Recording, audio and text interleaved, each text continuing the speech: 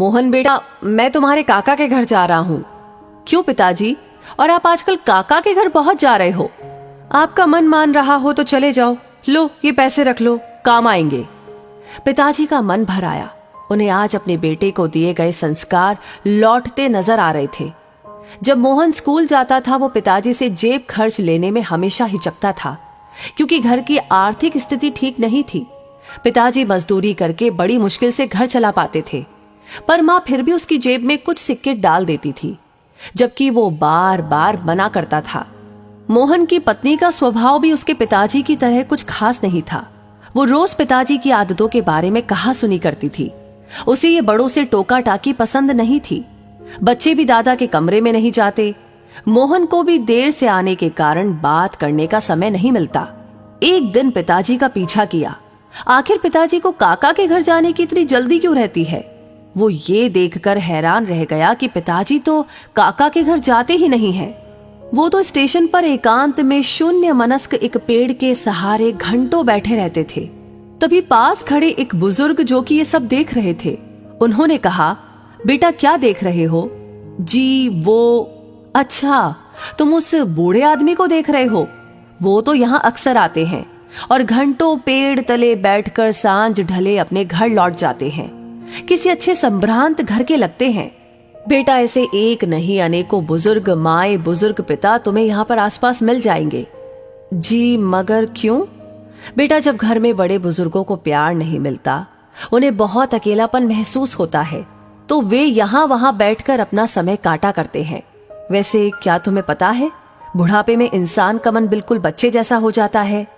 उस समय उन्हें अधिक प्यार और सम्मान की जरूरत पड़ती है, पर परिवार के सदस्य इस बात को समझ नहीं पाते। वो यही समझते हैं कि इन्होंने अपनी जिंदगी जी ली है, फिर उन्हें अकेला छोड़ देते हैं।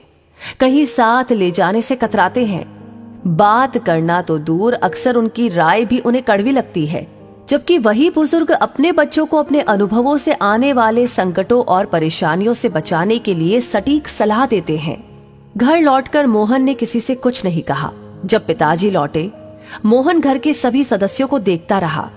किसी को भी पिताजी की चिंता नहीं थी। पिताजी से कोई बात नहीं करता, कोई हंसता खेलता नहीं था, जैसे पिताजी का घर में कोई अस्तित्व ही नहीं था। ऐसे परिवार में पत्नी बच्चे सभी पिताजी को इग्नोर करते हुए दिखे। सबको रास्ता दिखाने के लिए आखिर मोहन ने भी अपनी पत्नी और बच्चों से बात करना बंद कर दिया। वो काम पर जाता और वापस आता, किसी से कोई बातचीत नहीं। बच्चे और पत्नी बोलने की कोशिश भी करते तो वो भी इग्नोर करके काम में डूबे रहने का नाटक करता। 3 दिन में सभी परेशान हो उठे। पत्नी बच्चे इस उदासी का कारण जानना चाहते थे।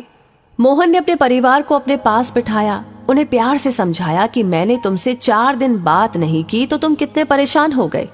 अब सोचो जरा, तुम पिताजी के साथ ऐसा व्यवहार करके उन्हें कितना दुख दे रहे हो। मेरे पिताजी मुझे जान से प्यारे हैं, जैसे तुम्हारी माँ। और फिर पिताजी के अकेले स्टेशन जाकर घंटों बैठकर रोने की बात छुपा गया। सभी को अपने बुरे व्यवहार का खेद था। उस दिन जैसे ही पिताजी शाम को घर लौटे तो तीनों बच्चे उनसे चिपट गए। दादाजी, आज हम आपके पास बैठेंगे, कोई किस्सा कहानी सुनाओ ना। पिताजी की आंखें भीग आई। वो बच्चों से लिपटकर उन्हें प्यार करने लगे। और फिर जो किस्से कहानियों का दौर शुरू हुआ वो तो घंटों चला। इस बीच मोहन की पत्नी उनके लिए फल तो कभी चाय नमकीन लेकर आती। पिताजी बच्चे और मोहन के साथ स्वयं भी खाते और बच्चों को भी खिलाते। अब घर का माहौल पूरी तरह से बदल गया था।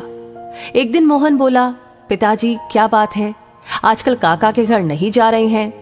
नहीं बेटा, अब तो अपना घर ही स्वर्ग लगता है।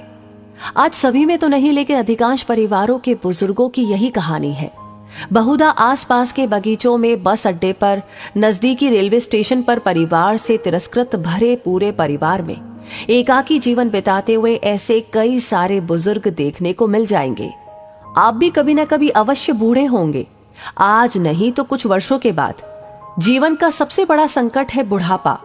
घर के बुजुर्ग ऐसे बूढ़े वृक्ष है जो बेशक फल न देते हो, पर छांव तो देते ही हैं। अपना बुढ़ापा खुशहाल बनाने के लिए बुजुर्गों को अकेलापन महसूस न होने दीजिए। उनका सम्मान भले ही न कर पाए, पर उन्हें तिरस्कृत ना करे, उनका ख्याल रखे।